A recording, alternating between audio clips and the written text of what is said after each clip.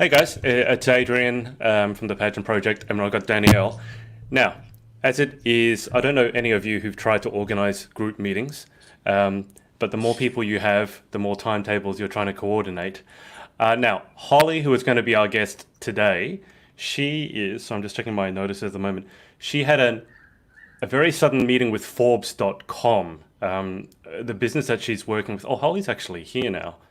Um, Maybe we will do this after all. I was going to say we'd reschedule for another day, but since Holly is here, um, Holly, can you hear me? Hi. Yes, I can. Okay, just give me a sec. I was making excuses for you not being here. Okay, so Holly is actually here. Holly, I was going to actually can today and reschedule it because I didn't know if you'd be here. And our other co-host, Chloe, she's stuck on a boat somewhere, and I don't think she's going to be back in time, and she has no reception. So, This sounds like an emergency. Is she okay? No.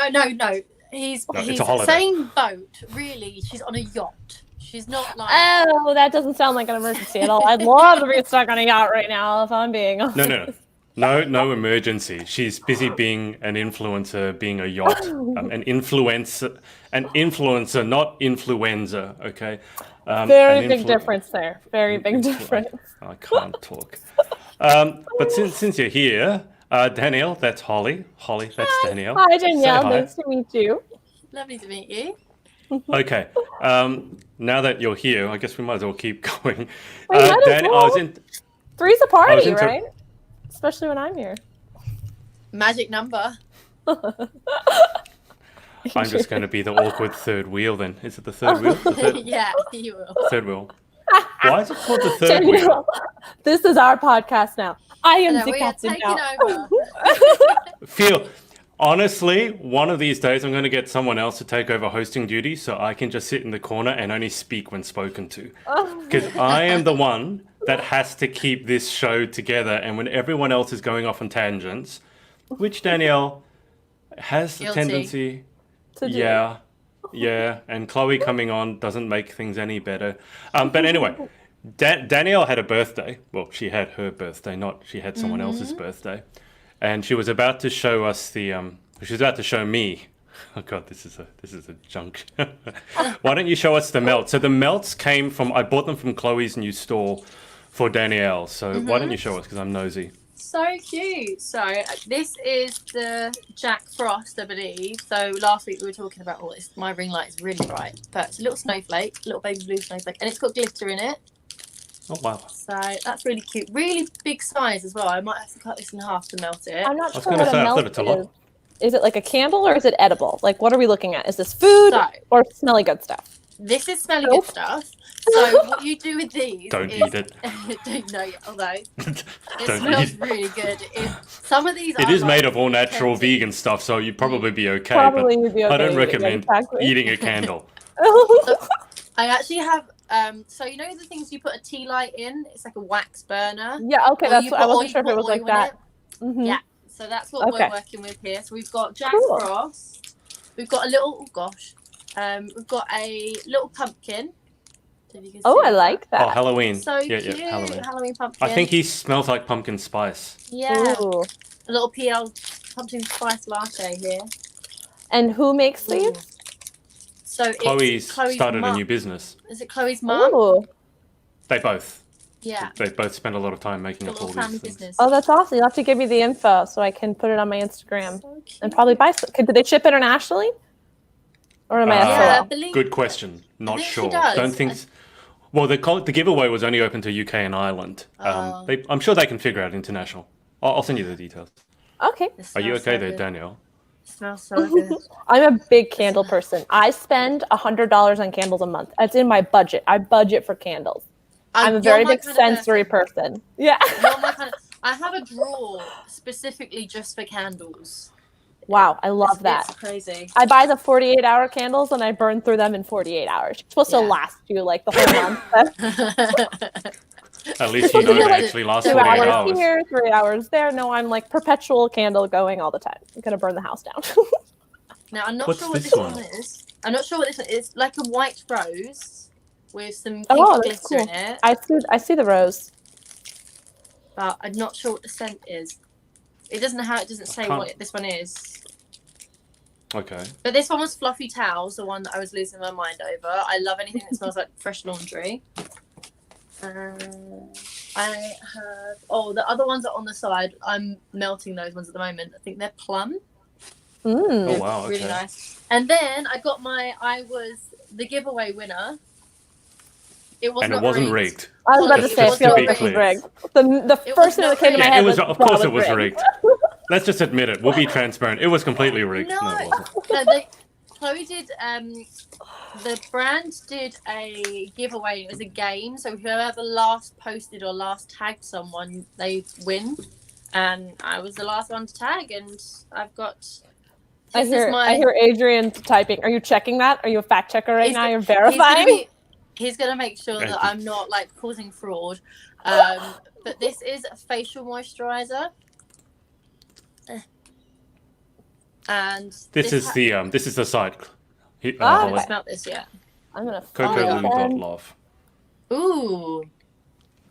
It has real 24 karat gold in it. So wow. That's the bougie one. This is oh wait, you gotta put it back up. I didn't get that fast enough. 24 karat magic. Coming. There you go. Cocoloo.love. Cocoloo.love. And I had my nails done especially to model this. What that's a face cream, Danielle. What was that again? This is a 24 karat face cream, facial moisturizer. And do you know what's in it? I know they were using a lot of shea butter and all natural. Yeah. Shea butter. This looks like it's written in Latin. the ingredients are really long. The best of the dead languages. Yeah, I think they're all like... I know Latin. Well, okay, first of all, why are you learning a dead language? Who are you talking to that's not alive?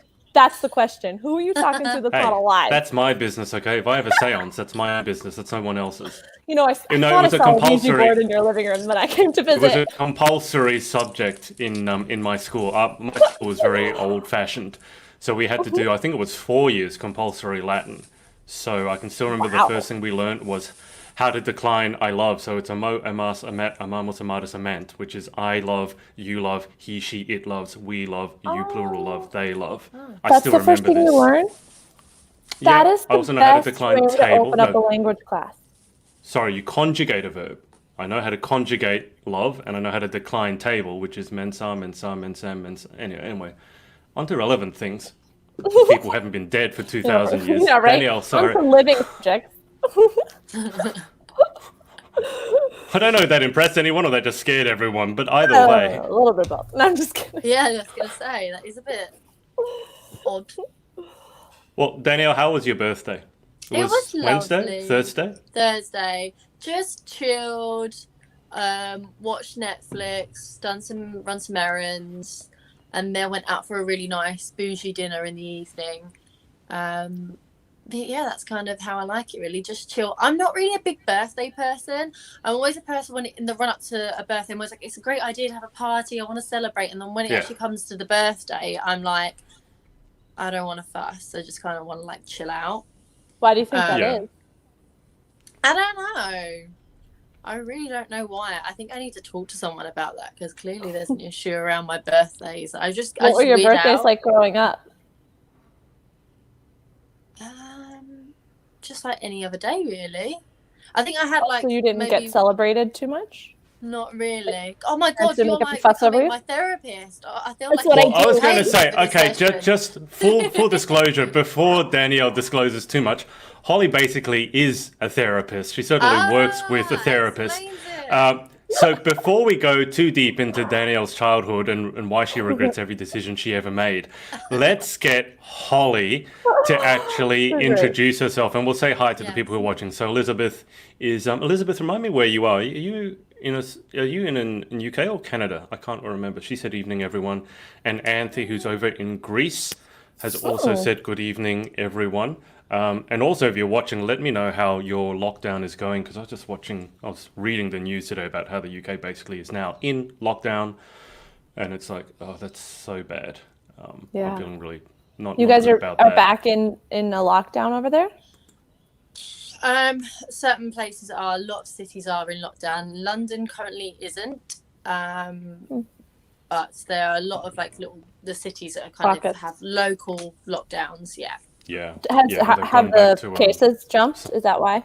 Yeah, there's been another spike because we did an incentive to kind of get out and get the economy going, where you ate out for half price basically, and of course everyone was out. It was booming. It was called Eat Out to Help Out.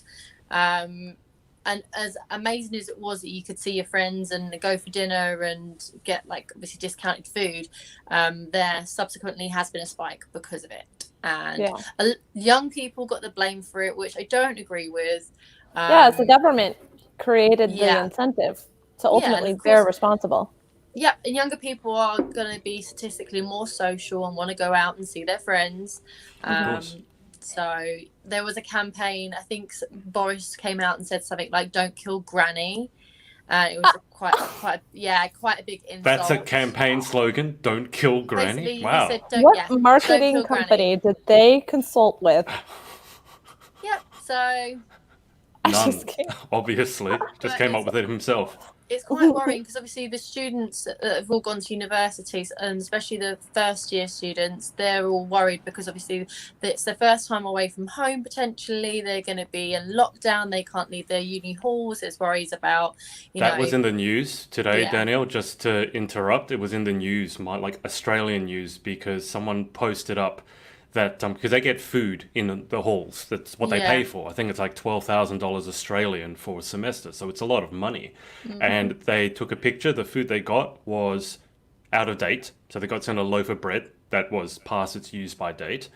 The dinner they got given was like some frozen vegetables and this white slimy looking mush that no one knew what it was.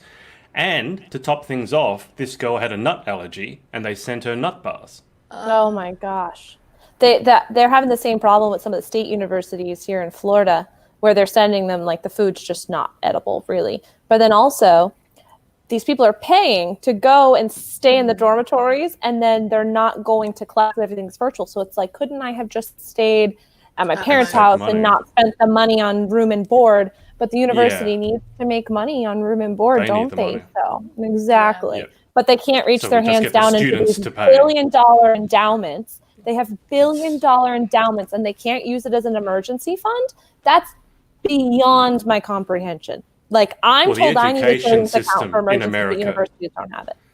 The education system in America is beyond my comprehension. How much debt that students have to go into. Crazy. And then even if you're declared bankrupt, you still have to pay. I don't understand that as a it doesn't make any sense. Country. No. So, look, that's a state of lockdown in the UK. It's not great. Apparently in the news today, the world had its highest number of daily cases or something like that. So this is not over. Oh, wow. No, this is probably the start of that second uptick they're talking about. Yeah, and it's not just obviously developed countries. I looked at a map that showed the hotspots, and basically the entire world is blanketed in red, except basically the uninhabited parts and Australia. Makes sense. Really. I mean, the middle of Australia is basically uninhabited anyway. Yeah, exactly. There's just no one living there. But Holly, do you want to? Holly, did you want to introduce yourself? I interrupted. Oh yeah, forgot that we were doing that.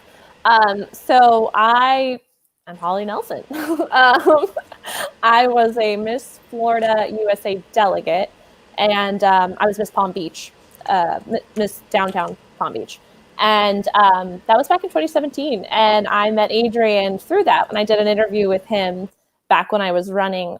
Was it after I competed or before I competed? I can't remember.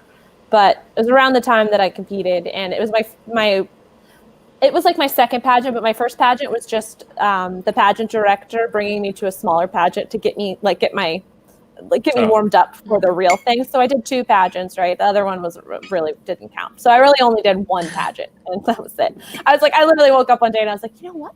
I'm going to be in a beauty pageant, not realizing that girls do this for like decades leading up to their winning of a beauty pageant. And I'm just like at the airport one day, I'm like, this looks fun. And I just did it. That's such a story of my life.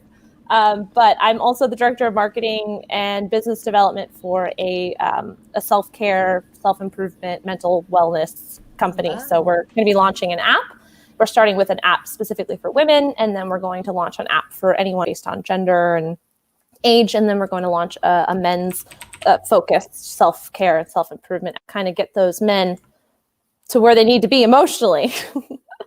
So that's me. Amazing. That's amazing. What made you want to enter a pageant?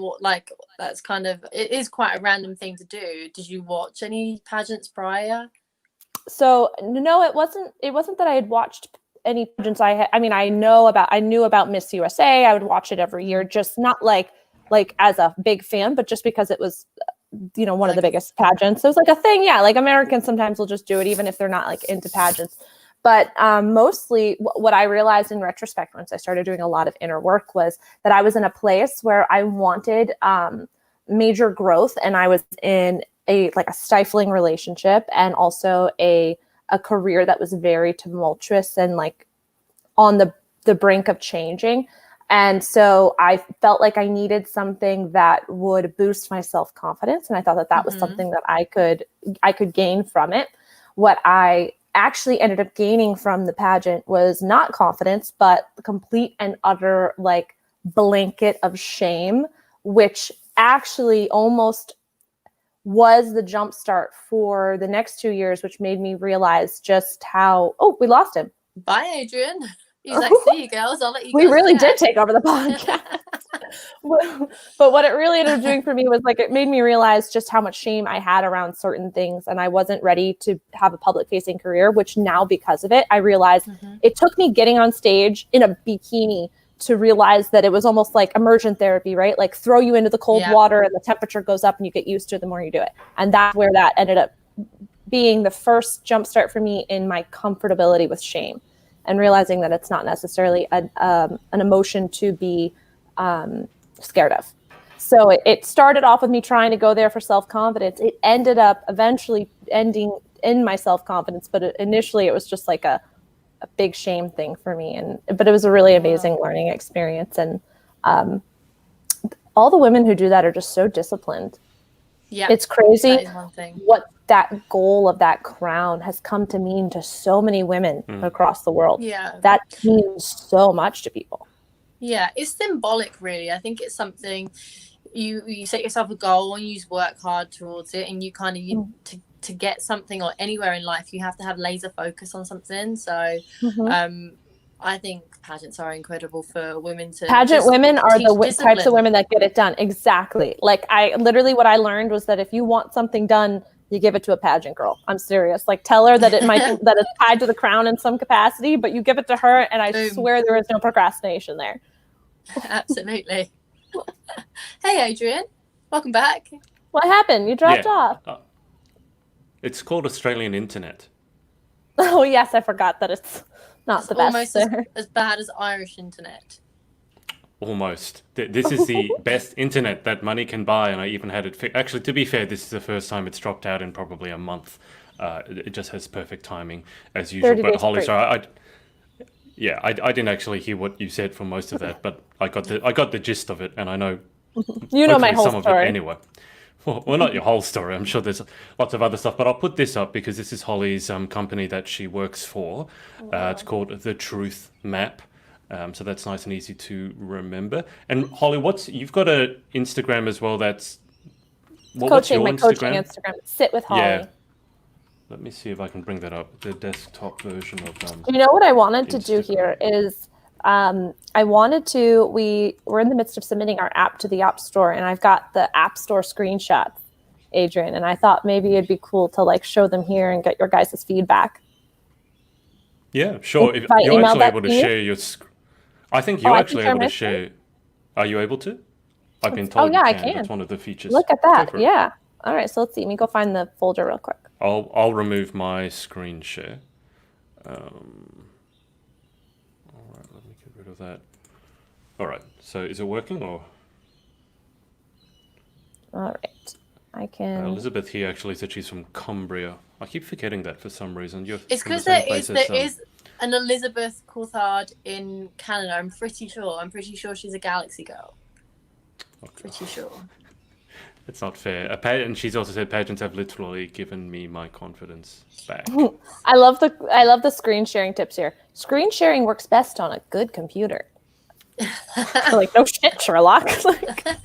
Well, your computer, your bloody computer, even if you had the best computer, it's overworked as heck. I mean, it's always I feel overworked. sorry for your computer. I If feel for sorry any for my of you computer. watching who have, that meme that's like a woman's brain is like a browser with 100 tabs open. Yeah. That's awesome. Let me show you my Holly browser history literally right now. Can you see all my tabs? embodies that. All right, can we... Now, you're screen sharing our screen at the moment, so that's very meta. Okay. Are you able... Oh, So okay. can you see the screenshot? This one. There you go. Walk us through it. Hey. Oh wow. So when you Do you want to download an hide app, the... you have the, Holly, do you want to hit the hide notification at the bottom so we don't need to see the screen? StreamYard is sharing your screen. Just hit hide. I don't. Oh, I see that. Okay, perfect. Yeah, Oh, okay. now cool. it's gone. Go. Oh, All right. So The yeah. other one. wait, So it's this like is Inception. Do you see it? You see the screenshot here? Yep. It's like orange and Yep. purple. We are Okay. good. So there you can get 10 screenshots in the App Store for your app. So this is the first one that we have, and this is kind of like our tagline, because we're not here to do the toxic positivity thing. We're here to help you process your feelings better. And a lot of the times it doesn't feel good to do that. So we're not here to oh, baby, it's going to be okay. Well, actually, it might not be okay. And we're here to help you get ready for something like that. If you've experienced grief or a breakup or a sexual, assault trauma, that stuff is not something to just be taken lightly. Those are things you need to process, and they're heavy. So we help people get to those places, So this is a screenshot of the chatbot. His name is Navi, and he's a little penguin. And basically, you do chatbot journaling with him with a proprietary method that my boss has developed over the course of 30 years as a clinical psychologist. And it's called truth mapping. It's based on his therapeutic model called core issue completion therapy. And if you've ever heard of cognitive behavioral therapy or CBT, that's kind of what the end all be all is for therapists right now. And it's it works to a certain extent, but it has its limitations. That's why we still need medication, and that's why we still have anxiety and depression, and why even after a year and a half in therapy you're not feeling better. There's times in which it works and there's times in which it doesn't. And so my boss's method is just a lot more effective. And so you get to complete these sessions with the chatbot, which has been built based on his method. And his method is called the physics of emotioning. Essentially what he's done was he has proved with physics that the human consciousness, the mind, is an emergent property. One of the things that you'll learn if you study philosophy and Buddhism and other spirituality practices is that how are we all walking around thinking that everything on earth is made of matter except for the mind isn't, or the soul isn't, And so if you think about it, those things have to be physical in some way. And if they are, then we can study them better. So he's been able to prove with physics formulas that the consciousness is an emergent property that can be studied with the scientific method, which is a huge breakthrough in psychology. This is requiring severe brain power, Holly. Yes. That's one of to grasp. To grasp. Well, one of the things that makes sense is that the brain and the mind exist like this, and then in the middle there's a bridge between them. And we've been busy studying the brain, and people should be looking at the mind and looking at the interface between the two of them. And he covers that in his book, and we cover it in the app too. Brain as in the physical thing that's in your head, right? Versus the mind. Would the mind also be spirit and soul and that, or you? Yes. Yeah. Well, it's complicated. It's complicated, and so I don't want to just say Yeah. yes, but at the same time, that's why his theory is 800 pages.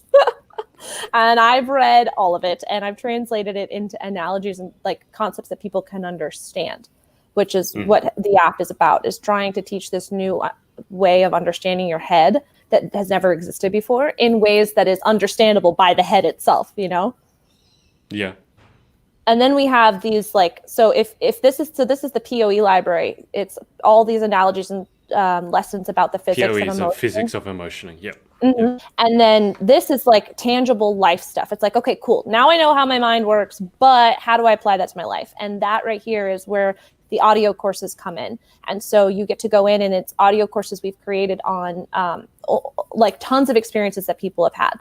Love, depression, anxiety, breakups, grief, trauma, self-esteem issues, all of that. So we take the theory now for you. We tell you how it works in terms of the tangible life stuff that you go through, which I thought was like really important to do. And then I also do all these really funny videos where I take philosophy and psychology and I make them funny. Cookies. Isn't that great?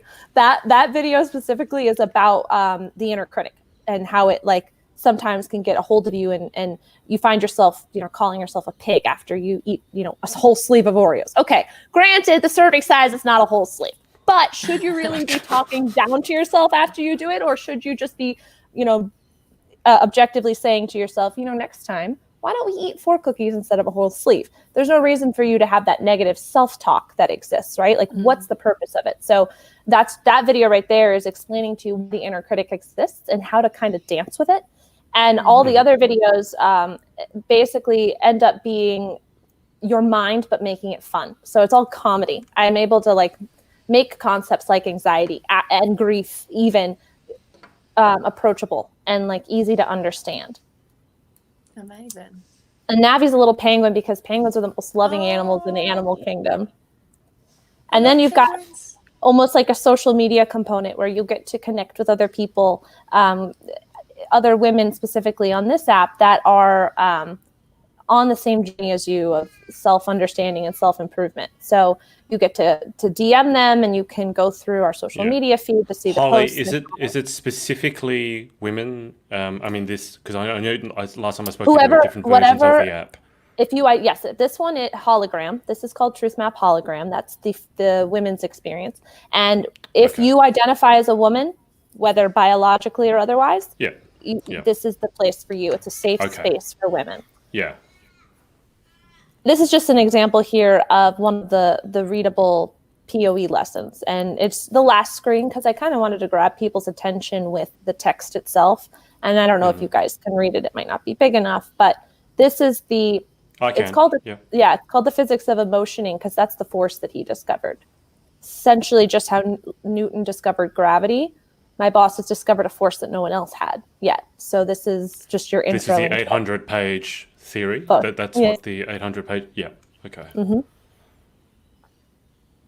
Danielle was reading. I'm reading. Yeah. Wow. I'm excited for this. This is incredible. It's part of what is called a paradigm shift, which is every few decades, our understanding of humanity and of ecosystems and other animals and space and all of that and science in general, it shifts, it changes, our perspective updates. For instance, the I think they're called the APA. Yeah, the APA, the American Psychological Association, used to have homosexuality as a mental illness, diagnosable in the book that tells you what all the mental illnesses are if you're a clinical psychologist, a therapist, or counselor. And then obviously we started realizing, it's not a mental illness. That was removed from the book. That's considered a paradigm shift where the perspective of humanity or a good portion of humanity shifts its idea of what is right or wrong or what is known or not known. And so my boss's book is a part of what is going to be a paradigm shift in how we understand what it means to be human, which is going to be cool. And though we're only available in America right now, the app itself, Australia and the UK are going to be the first countries that we open up to because they won't require any like translation work to make it happen. So as soon as I have that information as to when that timeline would actually come to pass, I would, I'll let you, Adrian and Danielle, know because it's going to be cool. I think this is brilliant. This is really going to revolutionize kind of how we approach our feelings as well. And with it being on your phone, it's just there for you. So everyone, constantly got our phones in our hands.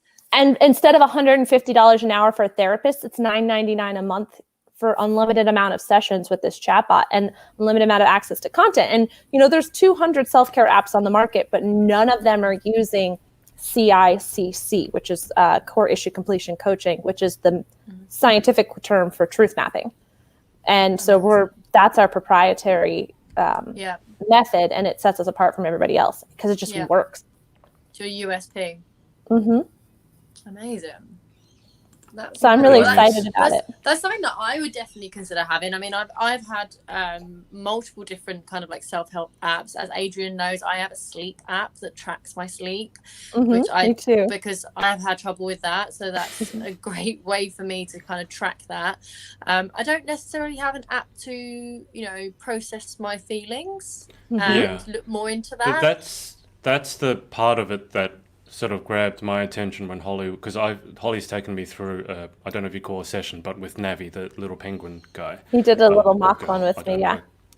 It's a boy. Yeah, and okay, so I don't want to offend the penguin. I was going to say, but just I actually was thinking about the other day about his gender. I'm like, should I make him gender non-binary? Like, what should I do with? It's free reign. It's too, yeah. But to talk about your emotions with, well, even just to write about them. Even if there's no one really listening, I mean, obviously Holly was there, but that Navi the penguin guy will ask you certain things, and just to think about certain questions, I think it's an interesting exercise, and it really causes you to reflect. And there's a lot of obvious, I mean, you mentioned, Holly, a phrase that I think is interesting. I want to touch on this positive, was it toxic positivity? Yeah. Do you want to just dive a little bit into that? Because if it's what I think it is, I've noticed a lot of that similar sort of covering everything up with glitter and sparkles, which I guess is a pageant girl thing to do. Yeah. But if it's at the expense of actually processing the issues, it's a very bad idea. It's like putting the Band-Aid or, you know, your thumb in the damn war, and then it's going to explode. So can you just unpack the toxic positivity a little bit for us? Yeah. Okay. So if you think about it, the majority of people who are out there doing life coaching and therapy, or if you come across any of the Instagrams and the books that are written, everyone is talking about do affirmations, talk to yourself kindly, tell yourself in the mirror that you love yourself, accept yourself.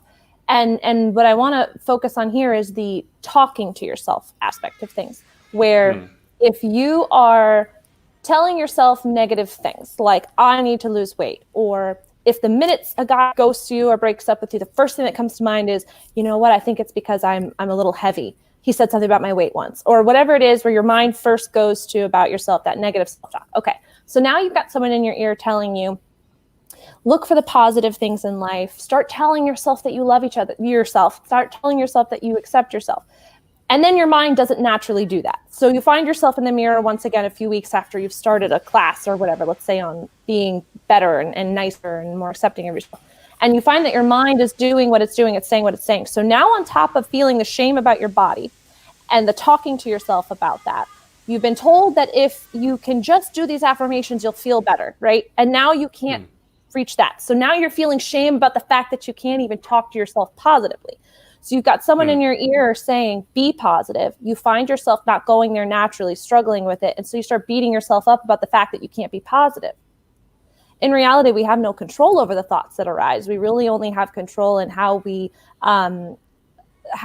react to them when it comes to thoughts and feelings. We don't have anything other than our reactions to them. We can't pick what next thought comes up. Yeah. So when your thought arises that is negative and you're told that you should be thinking positively, now you're doubling down on your shame about yourself. So that doesn't help you.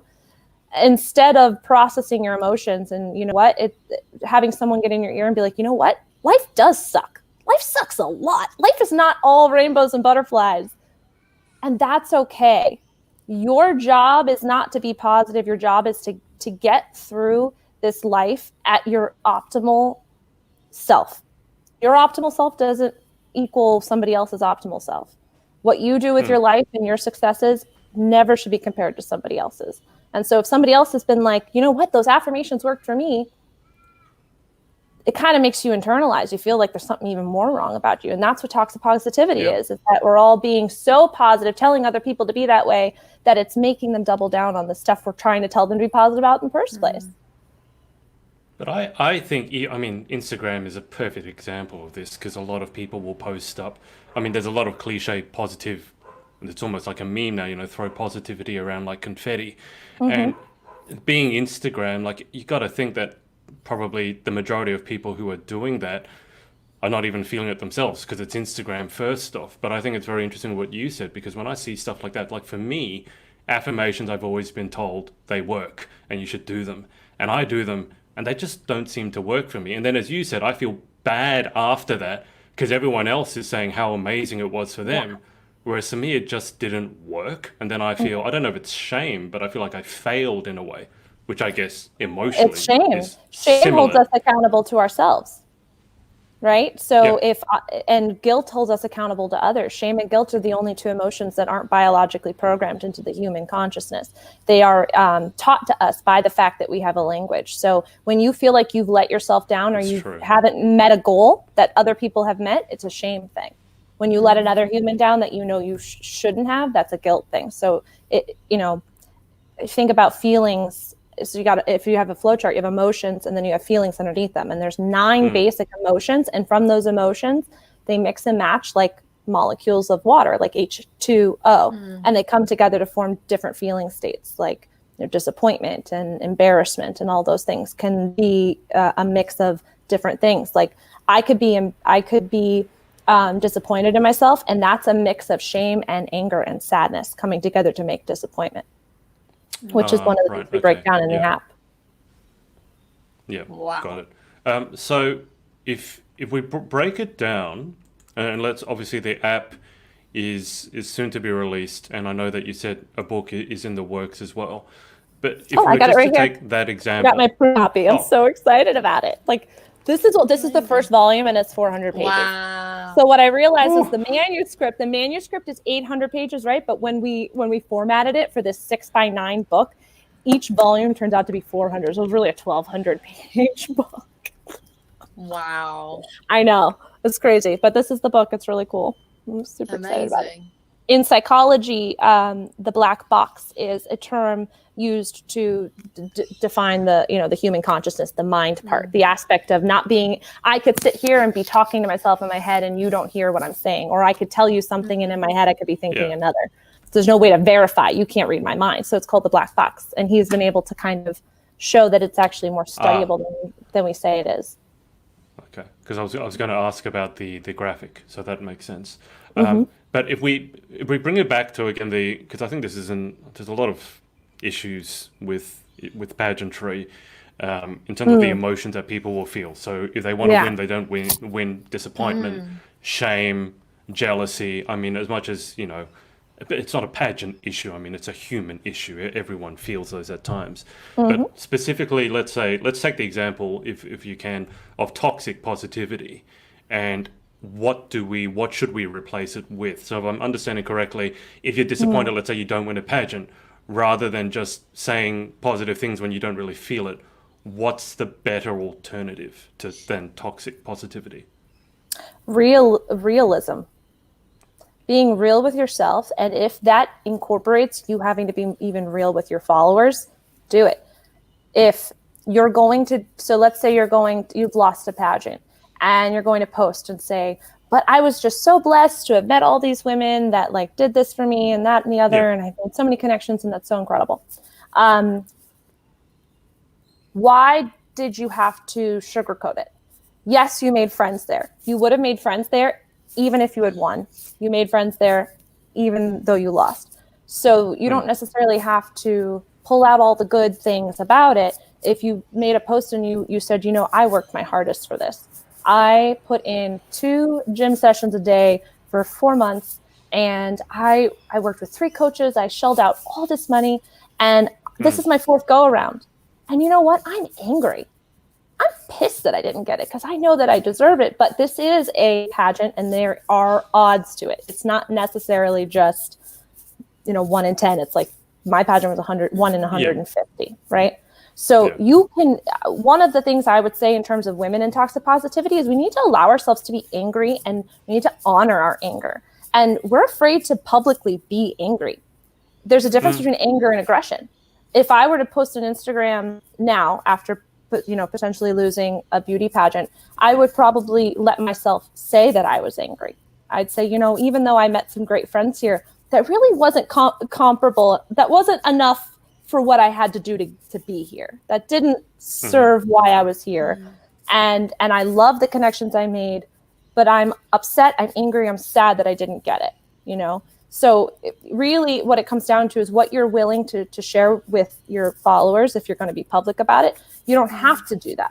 You can sit with your own self and you can say to yourself, I'm kind of pissed at the judges. You know, I felt like there was some favoritism here or whatever. Be real with who you are. Let yourself process the anger. And that really is the opposite of toxic positivity, which is just trying to find ways to sugarcoat the things that really have hurt you. I want to throw it over to Danielle a little bit, because Danielle's been in, I don't know if she mentioned to you, she's been in pageantry for a decade. She says people say too long, but no one says too long except for yourself. So but I want to just reflect on what Holly said, because I absolutely understand it. I also know that in pageantry, to take a specific example, if you put that up, there's going to be a lot of, you would face backlash, which might be a thing for women in general as well, to just be real and say, you know what, this is not good enough. And again, anger versus aggression. But Danielle, how would you break it down? Give us your take on that. I'm very familiar with the post pageant, and you know, I've seen many of girls in my circle, girls internationally, and there's always the kind of long post pending, and there's usually everyone's intrigued to find out someone's experience about something. But with me personally, I've never been angry that I didn't win. Like, I've never been angry. I've sometimes gone, you know what, you just did your best. You can be a little bit sad and a bit down about it, but I've never personally been angry about it, because it's hard, because I feel like the girls that get really angry and the girls that got really sad are the ones that felt they were entitled to win. And that is a problem. Well, I think that right there is probably one of the reasons why we don't process our stuff publicly, because how do you know that is what it was? I didn't feel entitled to the crown, but I was angry afterwards because I did do my best. And it wasn't just anger at the judges, it was anger at myself. It was, you know, lots of things. But you know, one of the things with the toxic positivity is that you didn't just tell them, well, be positive. You just invalidated all those girls' feelings by saying that it could potentially stem from entitlement. Now, potentially it could, from what you don't know the intention behind every single human, and it's different for every single person. If your intention for airing out your grievances is that, you know what, I did do my best, and I do have the right to be angry when I don't get something that I do my best on, you know, then that's different. And you can't know someone's intention, but it's really not it's not our place to pass judgment, which is how toxic positivity ends up coming across, is that it's a judgment thing. And I do believe there are girls that feel they are entitled, and they might get absolutely more angry than they should be. That makes sense. And they're the ones that you tend to see posting their anger, the ones because I think a lot of the girls that are angry but don't post about it are the ones that are probably thinking, I need to process this myself instead of putting it on social media, and think about it, because I might potentially, you know, get over this and apply myself and learn from this and go forward and want to do it again. So you don't necessarily want to go. You're not stuck in, just because you post something doesn't mean that you should be held to it. Like, I think you're also talking about how people hold you to the stuff that you've said. And it really is like, you don't need to be held to those things, you know? Yeah. You could be angry 2 days ago and not angry anymore. Yeah, definitely. Well, fuck this pageant, blah, blah, blah. That's like, no.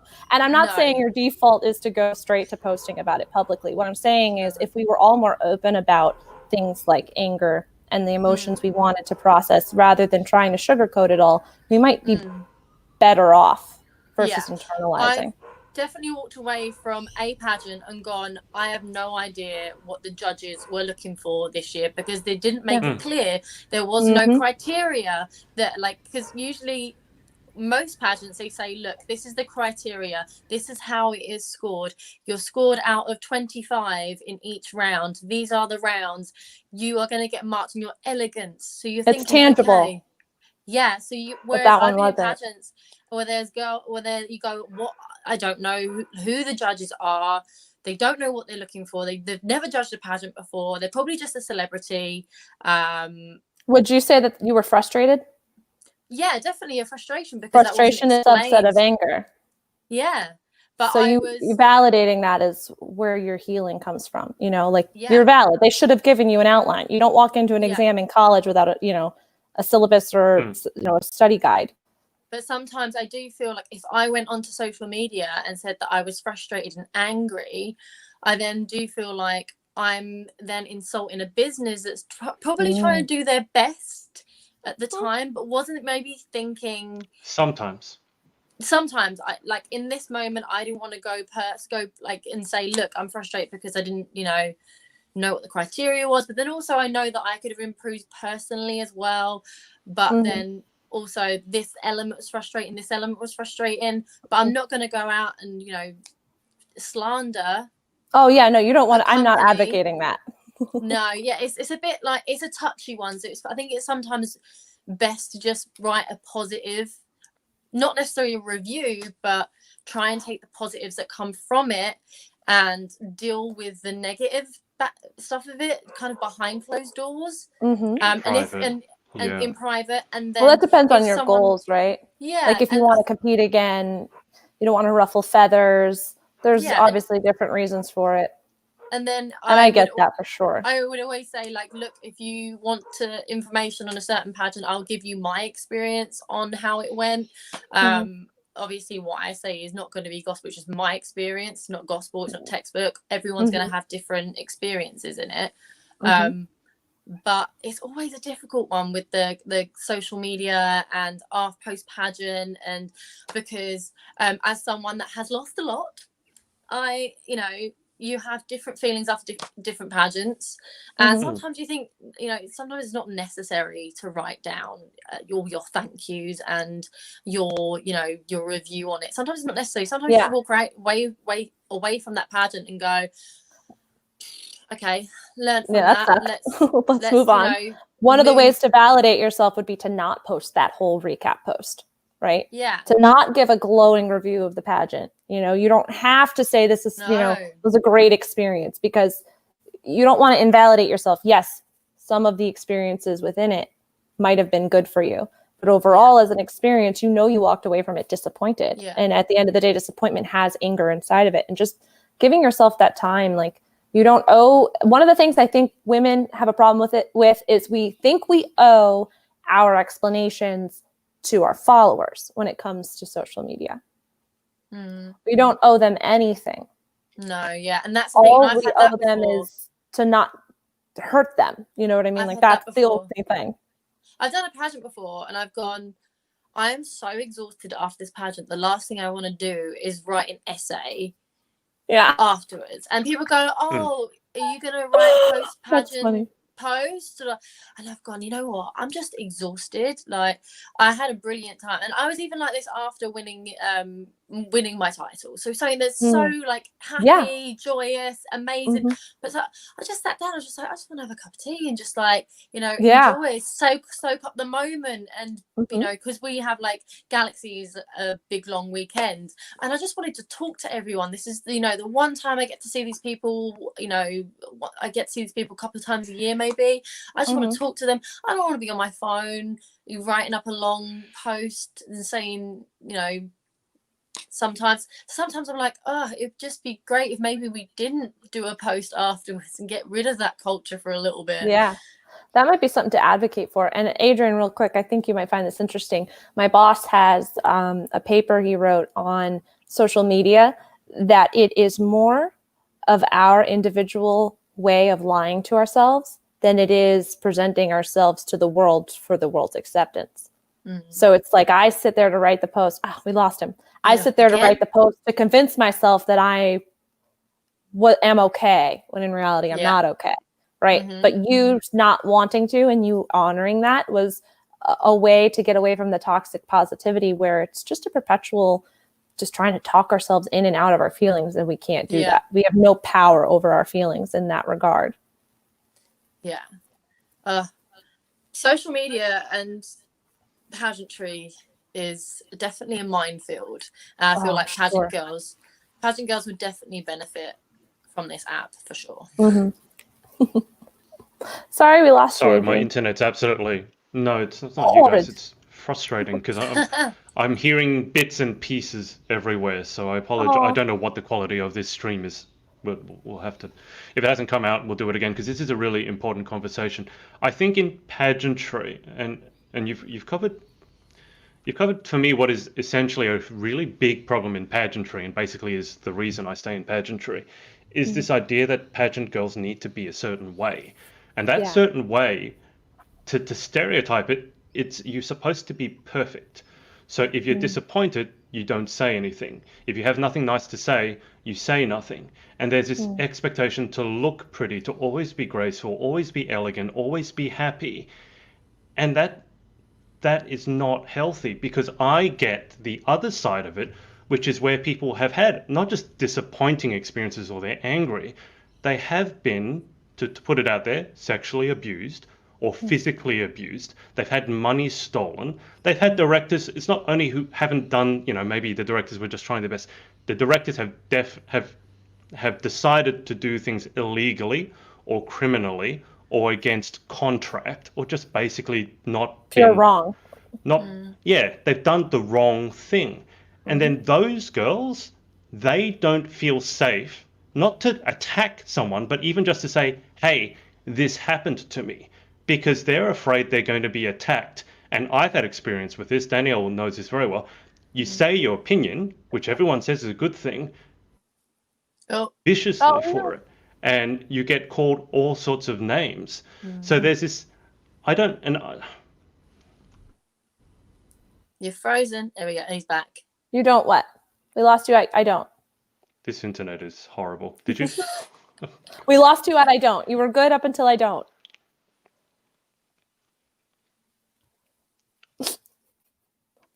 Oh, is he losing us? Does he not see us? Oh, wow. This is hopeless. Can you not hear us? I don't know what's going on. I'm so sorry. Can you hear us? I can hear you. I can hear you in bits and pieces. Oh no. Oh no. Oh, he's gonna be so frustrated. He's gonna post about how angry he is. I know, right? He's gonna post how angry he is about his Wi-Fi connection. Yeah. I think get cut off. Oh my goodness. Completely.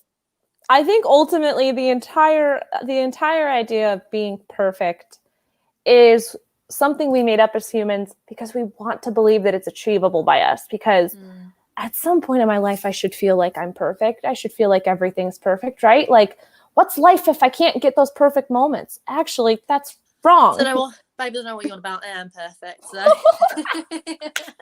I love that. I'm perfect every day of every second. This is perfection. Well, what I was about to say was that what we find in life is that the thing about us that are imperfect are enough. Like what we do at whatever level we do it at is enough. That's what it really comes down to. Having these unachievable goals is just what has been so self-defeating as a species. I think people need to review their goals and what they want to be and the kind of person they want to be. Like, and why they set goals in the first place. Yeah, and why you feel that way about yourself. Like, why do you want to be that person? Look at your idols, look at who you follow, like because they become your muses. But also, if that starts affecting you mentally, do you think that's a good person to be following if you're just going to beat yourself up constantly about it? Probably not the best. If you're constantly comparing yourself to that person, it's probably not a good person for you to follow. Has The Social Dilemma, is it publicly available in your guys' countries on Netflix? Yeah, Did you watch I've been told that I have to watch it. Adrian, I've been told by multiple people that I have to watch it. So we're talking about you ready for this? The rate of underage girls who have suicided or have depression and self-harm has, I believe, tripled in percentage-wise in the past 10 years in which social media has become available to them.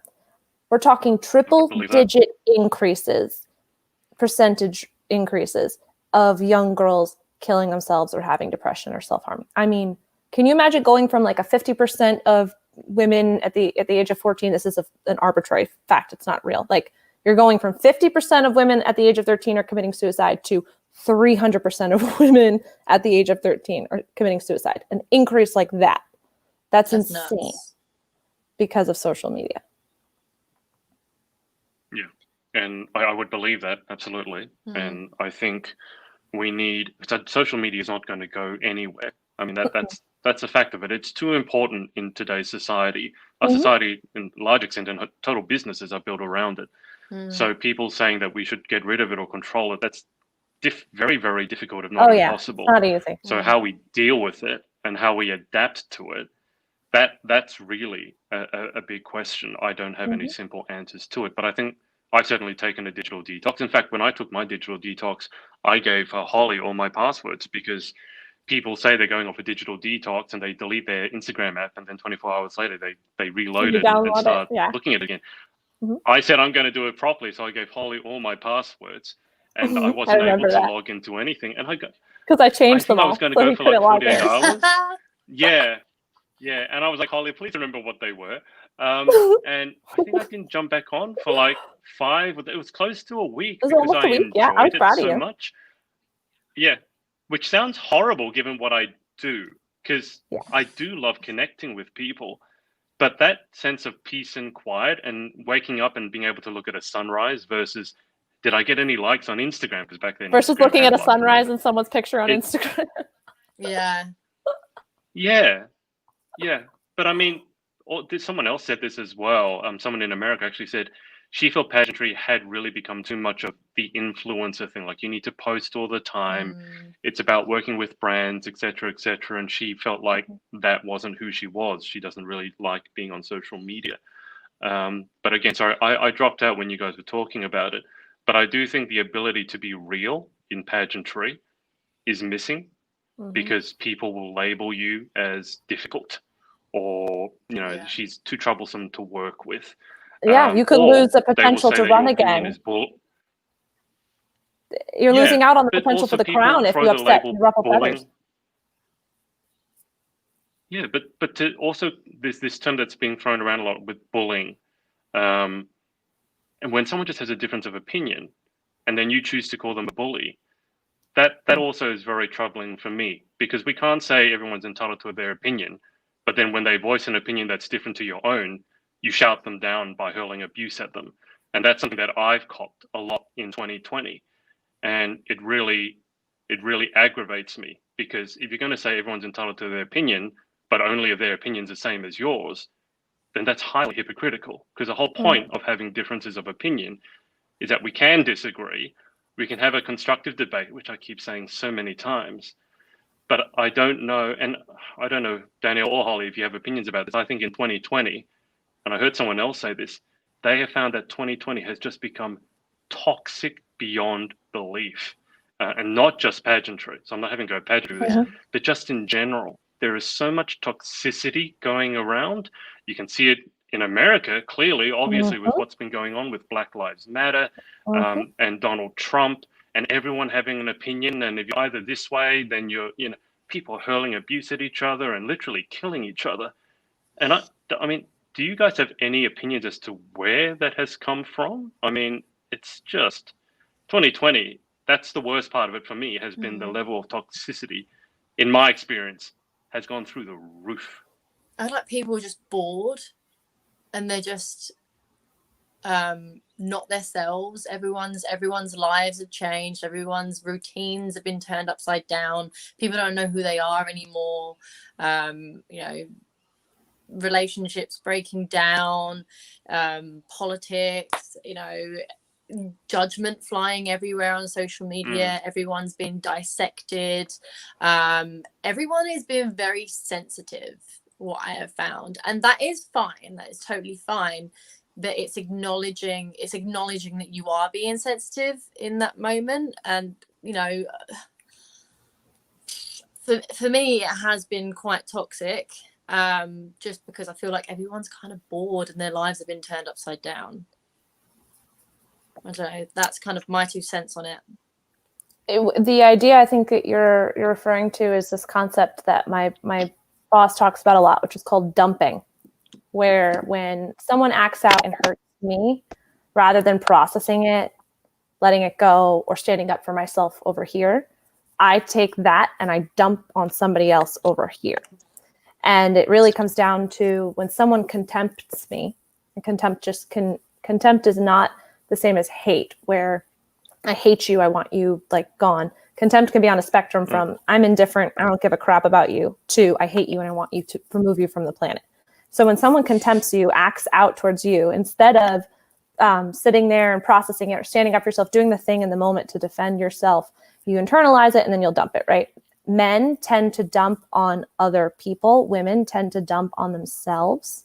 And then when they see other women who aren't doing the same thing, when they see other women who aren't, why aren't you internalizing and dumping on your own self? Shouldn't you be worried about your waistline rather than like calling out that person for their racism or whatever? That's when women do end up contempting on other women, when they see that other women aren't internalizing it, and taking it out on their own selves. They never dump on men, in that regard. And men tend to do that. And so what you're seeing here is we're all in a pressure cooker. The world experienced a near-death experience. The entire world, for the first time in a long time, experienced a near-death experience.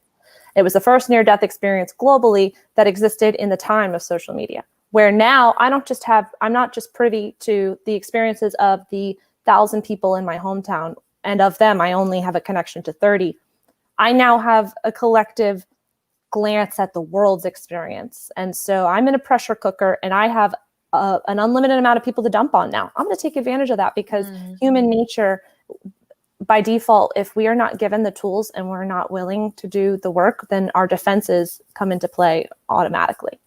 And that, turns into us, you think of defense mechanisms like, okay, I'm not going to let you in. We're not going to have an intimate relationship because I don't open up to anyone. But defense mechanisms also include dumping on other people, being angry at others when in reality you're angry at yourself, or when in reality you need to process your shame versus trying to control your anger. So 1, pressure cooker. 2, we're in a pressure cooker that has a looking glass into the experience of every human on the planet. So you're either going to be depressed by it, or you're going to be anxious by it, or you're going to be pissed off by it. And all 3 of those are going to end in either, suicide or, like the kidnapping of the governor here in America. They were trying to plot to kidnap her, a group of extremist white men. Oh. So that's what we're seeing. That toxicity it's just, we've all just been put in an experience that no one else has had before. We can't prepare for it. No, yeah, not at all. Yeah. Well, it's so sad. I don't want to end on that note. But I mean, that's real. I mean, I think it's going to be cliche to say it and, maybe a little too simplistic, but I think a lot of people through 2020 have had very tough times, mentally, emotionally, financially. I know for myself, I've experienced all 3, and I don't think I'm nearly alone. I'm not saying that I'm the only one that's done it, but I think the need for real solutions is something that has been pointed out, and positivity won't do it because, when there's hundreds of thousands of people dying, don't care how positively you spin it, we need to learn from that in some deep and meaningful way. And I really think when we come out of 2020, I think, unfortunately, and I don't like saying this, but a lot of humans just have a tendency to forget things very, very quickly. I know I've done that at times as well. But I just keep saying that if 5% of people come out of 2020 as better human beings, being more resilient, being more emotionally self-aware, then that would be some sort of gift. I mean, it's a horrible price to pay for it. But I also think that vaccine comes out, we start traveling again, 90% of the population is going to forget that 2020 ever happened. 2020 will become a meme and coronavirus will become a meme. But I think that'll be a shame because I think there's so much, at least I think I've learned. I don't know for you two, it's the same, I would imagine. 2020 has shown me a lot, not just about myself, but about other people as well. And it's been impossible for me to be naive about it and to believe that everyone is everyone is everyone is looking out for the best for me, because my experience in 2020 has been very, very different. So real solutions, I don't know what they are. I don't know, Holly, if you have any idea. I know, don't know if Danielle I wrote a 150-page paper on how to save the world. No big deal. I didn't. You made it sound like that. You made it sound like, I don't know if you figured out, world peace. Right? What'd you say? I think that would be a great title for a book right about now. How to Save the World After 2020. I reckon that would sell. I would. Yeah. Right? I would read. I would read book that. for sure.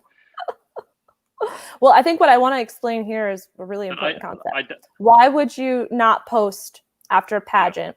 Okay. Why wouldn't you post how disappointed you were after a pageant? 1, you probably don't want to piss off the judges. 2, you don't want to look sulky. But 3, you really don't want to acknowledge to your own self that it hurt you, right? So why would humans decide to forget about 2020? Why would we move on? It's almost like the pageant post. Why would I want to acknowledge how scared and sad and angry I was? I don't want to do that. I'd rather forget about it because the emotional pain is way too hard. And that's why everyone needs counseling, therapy. I think every human being when they're born is assigned a therapist for their entire life and that can help them process everything as it comes because life keeps throwing shit at you no matter who you are. Trust me, even the people who think you think have it all made. Yeah. Even have you ever read the book it's a yellow book, it's by a life coach. It's really famous, actually. Adrian, I'm pretty sure you've read. I won't, because this is the best thing I've ever seen in my entire life. This life coach is famous for her book. You Are a Badass. It has. Yes. How did you know that? That's it. Okay, so you just read my mind. Jen Sincero, I saw her. She replied to someone's tweet who was writing a book and took a picture of herself on the bed or whatever. She had like potato chips around her, a 6-pack of beer, all this stuff. And she was talking about how she wrote this book doing that. And Jen Sincero replied and said, that was basically me writing this book. So here Jen Sincero is writing this amazing book about you being a badass and processing your emotions and validating yourself. And she was stressed as F writing that book, drinking and eating potato chips and just trying to get through it. That wasn't wrong. That was her coping mechanism, and that worked. She got through that book. It's an amazing book. But what it goes to show you is that, like, we do have this tendency, even the best of us, to have a hard time with things. And one of the best life coaches, one of the best authors in this, field, even she struggled getting through that, writing that book for us. So it shows you just what the human experience is like, no matter who you are. Oh yeah, we all have our own coping mechanisms and how we deal with things. It's just trying to find ways that suit you that are not self-destructive or that are hurt so much, or hurtful to others. Like the potential kidnapping of the governor, that was their coping mechanism. That's a coping mechanism. It's an anger defense against their shame and their shitty male entitlement, and so that's what they use. Now that's a little bit different than 6 packs of beer and potato chips. Yeah, because on the love contempt continuum, they're all the way at the end, Wow, that's craziness. Yeah, I've learned a lot these last 2 years from my boss. He studied under Julian Rotter and Jay Efron, and Julian Rotter was the father of clinical psychology. So my boss literally studied and had the ability to go to someone as a mentor who basically wrote the rule book on what it was to be a clinical psychologist. And he's given me so much wisdom and knowledge the past 2 years where I have come to understand humans so much better. So before I used to get a lot angrier at humanity than I am now, because I'd just be like, why can't you just love others, You understand it a little bit more now. Well, obviously a lot more now. Yeah. That's what I try and tell myself. When anyone lashes out at me, I try and think about why. Not always. Sometimes you do just get pissed off. But then sometimes you think, you know what? There's a reason why they're angry and they're frustrated. It's probably because they've had a crappy day. It is their responsibility, though, to process it, right? Yeah. Do you know how many people I've offered free therapy to who don't take me up on the offer? Really? Oh, that's surprising. Yeah. Because it's not necessarily, we use the whole, it's financially hard to gain access to mental health services. That's not always the only barrier to entry. People don't want to process that. I also feel like health is definitely an area where you want to invest as well. So people that always go, your gym membership's too expensive, this, that. It's like if it's money going towards your health and you are going to utilize it and you are going to benefit from it, then it is worth it because you are your best investment to, invest your money in you. Stop buying things and buy you a better life. Yeah, exactly. Oh, buy you a better life. I like that. That's a really good phrase. Penning that for a book. Love it. Get on. Okay. I'm so sorry your internet was so in and out. Oh, this is as bad as it's been in a good while. I'm literally on my phone It's now. because of and it's me. private internet. Technology hates me. Oh no, I don't- you're fine, hun. We've had plenty of technology Okay, so the mishaps. technology. on Well, this. Adrian and I are on the same wavelength in a lot of ways with the universe. I feel like we both like have this issue. The thing is, with this, it makes me look amateurish and bad. And the thing is, like, there's literally nothing I can do because even to get it fixed, I had to get someone off Airtasker, a technician, because if I had said that my internet wasn't working, Telstra, the big brand here, they don't want to help you. So they make you jump through all these hoops. First off, they make it almost impossible to talk to an actual human being.